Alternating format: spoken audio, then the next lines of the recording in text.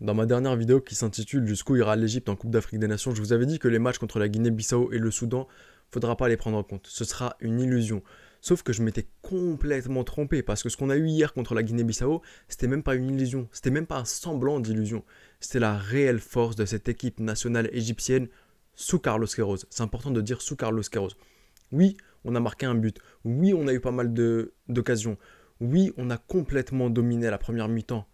Oui, on a mis pas mal de poteaux, mais on frôle la catastrophe et on est sous pression jusqu'à la 94e minute, et ça, c'est pas normal. Et je vais revenir sur un point essentiel de la seconde mi-temps qui va faire une partie de l'objet de cette vidéo aussi. C'est mesdames et messieurs, lorsqu'on juge un arbitrage, on le juge sur 90 minutes. Parce que oui, la Zumba et la propagande anti-Égypte qu'il y a dans la communauté francophone, elle ne parlera jamais du dernier défenseur bissau-guinéen qui commet une faute sur Omar Marmouche et l'arbitre ne vérifie pas la VAR et ne met qu'un simple carton jaune alors qu'il annihile une action de but lorsqu'il est dernier défenseur. On va parler de la faute de Mama Baldé. Et, première des choses, on apprend à peser nos mots. Ce n'est pas de la corruption, ce n'est ni un scandale. On appelle ça une faute discutable premièrement. Ensuite, on regarde la faute. Faute vérifiée à la VAR. La VAR te montre qu'il y a clairement un duel, ok, pas de souci. Je regarde les commentateurs anglophones parce que c'est triste à dire, mais en Angleterre, ils s'y connaissent bien mieux au football qu'ici en France et au moins ils ont aucune petite haine envers l'Égypte parce que clairement il y en a. On regarde, ils te disent clairement que le problème n'est pas sur l'épaule de Omar Kamel, c'est la balayette que met Mama Baldé. Tu regardes en bas, tu descends ton champ de vision et tu vois clairement qu'il y a une balayette. Et à ce moment-là, il n'y a plus rien d'autre à dire, il y a clairement faute et but retiré. Tout simplement. Maintenant, vous voulez faire de la Zumba, vous pouvez aller sur Twitter, vous serez les bienvenus, mais ici ça sert à rien, ce sera commentaire supprimé et vous aurez perdu votre temps pour rien. Maintenant, sur le match de l'Égypte, oui, il y a eu. On commence avec une composition de départ qui est assez claire, pour une fois au moins. Il y a des joueurs qui ne servent clairement à rien, et on va faire ligne par ligne, et on va voir où sont les problèmes de cette équipe égyptienne.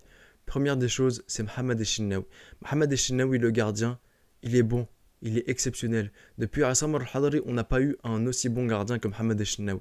Mais Echinaoui a un problème, donc je vais vous montrer des photos des derniers buts qu'a pris Mohamed Echinaoui. Je prends aussi en compte celui de la Guinée-Bissau parce que je le trouve hyper intéressant pour l'analyse. Donc on a celui de la Guinée-Bissau juste là, on a aussi celui du Nigeria juste là maintenant, on a celui de la Tunisie en coupe arabe, et on a celui de la Jordanie aussi en coupe arabe. Est-ce que vous remarquez quelque chose, un point commun entre tous ces buts? Le point commun qu'il y a entre tous ces buts qu'a mangé Mohamed Echinaoui, c'est qu'ils sont tous côté bras gauche. Côté bras droit, Echinaoui c'est un monstre. En revanche, lorsque la frappe arrive vers son côté du bras gauche, son côté gauche, il devient bien plus fragile. Donc si moi je l'ai remarqué, forcément les adversaires l'auront aussi remarqué. Assam al-Hadari doit l'avoir remarqué et doit le faire travailler, doit faire travailler ses réflexes sur ce point-là. Parce que demain, moi, si j'arrive devant Echinaoui et que je dois mettre un but, je vais forcément tirer côté de son bras gauche. Donc il va falloir qu'on travaille sur ce point-là pour Echinaoui. Les défenseurs, il y a un vrai problème de préparation physique. C'est un problème en amont. Quand en l'espace de 2 matchs, ta ligne de 4 défenseurs qui est censée être titulaire indiscutable tout au long de ta compétition, Akram Taufi, Mahmoud Hamdelwinch, Ahmed Hegaz et Ahmed Aboul Foutoh, il n'en reste plus qu'un sur pied, il n'en restera qu'un Moret. Le seul qui reste c'est Ahmed Hegazi et tous les autres sont blessés, c'est qu'il y a un problème. C'était le même cas en Coupe arabe, lorsque Ayman Nashraf et Ahmed Hegazi sont sortis au bout de 30 minutes contre l'Algérie, c'est que là on a clairement un problème en amont et il va falloir régler la performance physique et l'endurance ou je sais pas quoi, vraiment tout ce qui est musculaire, tout ce qui est lié au physique de nos défenseurs, la préparation est très mauvaise. Milieu de terrain maintenant. Milieu de terrain, on vient dans la compétition pour jouer en 4-3-3. Ok.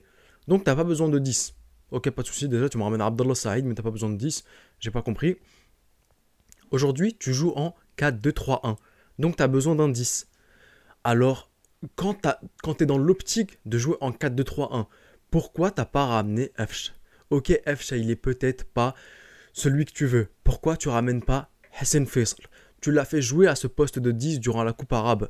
Moi, j'étais contre Hassan Faisal en tant qu'ailier gauche parce que t'as déjà Ramadan Sobhi, t'as déjà Omar Marmouche, t'as déjà Trezeguet. Mais en tant que 10, Hassan Faisal fait l'affaire. Pourquoi donc tu ramènes Abdallah Saïd et Fch? Qu'est-ce qui rapporte de plus à Abdallah Saïd? Abdallah Saïd, c'est que des passes en retrait. Il fait rien de plus que des passes en retrait. Pareil avec Mohamed Ennini. Mohamed Elneny aujourd'hui c'est très très grave. Mohamed Elneny il a été énervé durant tout le match. Je sais pas si Salah il lui a pris un bout de koshari ou il lui a pris un bout de konef pour qu'il soit aussi énervé durant tout le match. Mais Elneny c'est pas normal. Des fautes complètement inutiles. Oui, un milieu de terrain ça commet des fautes. Oui, mais tes fautes là elles sont complètement inutiles. Elles sont bêtes, elles servent à rien.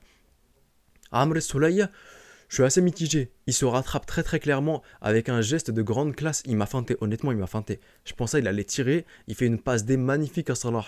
Voilà, dans ce domaine-là, dans ce registre-là, comme contre Zamalek, voilà, je vous la mets juste voilà, en extrait en arrière-plan. Elle est magnifique. Amr Soleil, lorsqu'il s'agit de faire des passes D, il est incroyable. Mais Amr Soleil, je peux pas vraiment lui dire quoi que ce soit. Le mec, il revient de blessure et il a fait son travail.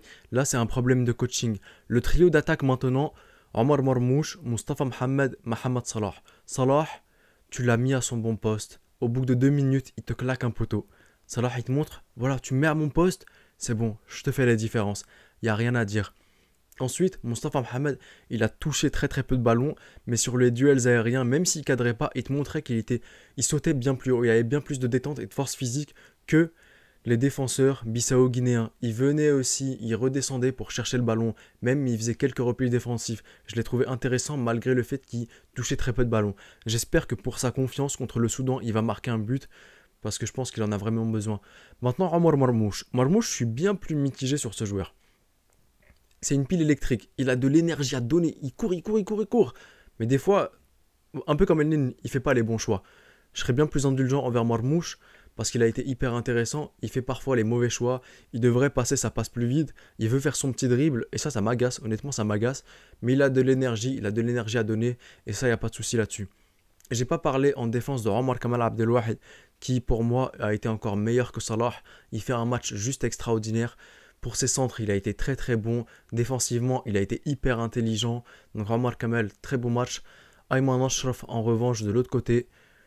Au début, j'ai vu de la grinta, j'ai vu qu'il était présent. Ensuite, il a commis une faute aux abords de la surface. J'ai dit c'est bon. Voilà, je lui ai mis une sale note durant ce match. Les remplaçants maintenant. C'est là où je trouve que c'est intéressant de parler des remplaçants. Les remplacements, ils sont complètement bêtes. Tu fais rentrer du 109, ok, c'est intéressant. Mais avec qui tu switches, là, c'est un peu plus bête. Et là, c'est clairement, comme je le dis toujours, c'est la faute de notre cher entraîneur, Monsieur Carlos. Monsieur Carlos, lorsque tu fais rentrer Ahmed Saïd Zizou et que tu as Omar Kamal Abdelwahed, tu sais que ces deux mecs sont réputés pour leur qualité de centre. Que tu as Mustafa Mohamed, pourquoi tu nous fais sortir Mustafa Mohamed? C'est le seul qui est capable d'avoir les ballons aériens. Tu me mets un mec comme Mohamed Salah qui fait 1m75 dans l'axe. Il ne peut pas jouer à ce moment-là. Tu me mets Omar Marmouche qui n'est pas réputé pour sauter hyper haut encore pour le moment. Tu fais pas sortir Mustafa Mohamed. Tu fais rentrer Trezeguet. Trezeguet, malheureusement, j'étais pour le fait qu'il revienne. Je pensais qu'il avait récupéré. En revanche, il n'a toujours pas récupéré des ligaments croisés. Trezeguet, ça a été un mauvais choix. Tu peux le mettre en tant que réserviste si tu veux, mais tu ne le prends pas dans ta liste de joueurs qui seront sur le banc et qui peuvent rentrer. Trezeguet n'est pas en forme. Trezeguet, il est réputé pour être supersonique. Malheureusement, il n'a pas été du tout. Il court au ralenti et même ses conduites de balles sont mauvaises. Pour le coup, tu avais quand même Ramadan Sobhi que tu pouvais faire rentrer à sa place. Tu ne le fais pas. Donc, on a clairement ici un problème de préparation physique, vraiment. Un problème de liste. Un problème, parce que oui, un problème de liste. Quand tu te mets à jouer en 4-2-3-1 et que tu as seulement Abdallah Saïd en tant que 10 et tous ses efforts, c'est de seulement mettre la balle en retrait, c'est que tu n'as pas ramené les bons joueurs comme Afsh, comme Hassan Faisal. Et enfin, un problème au cours du match. Un problème de changement, de tactique, voilà, de coaching, tout simplement. De l'âme, j'en ai pas tant vu plus que ça. J'ai vu du soulagement chez Mohamed Salah lorsqu'il a marqué son but, mais de l'âme, de la grinta, je l'ai vu chez certaines personnes, pas beaucoup. Il y a beaucoup de points à retravailler. J'espère que contre le Soudan, on verra un meilleur visage que contre la Guinée-Bissau. On en a besoin. En tant que supporter, on a vraiment besoin. Et même les joueurs ont besoin de cela pour la confiance. Mais nous, on en a besoin parce que lorsqu'on va arriver en 8e de finale contre soit l'Algérie ou la Côte d'Ivoire, eux, ils n'auront pas peur de nous. Si contre le Soudan, on a la même prestation. Voilà. Moi, c'est Omed Donia et je vous dis... Arrivederci.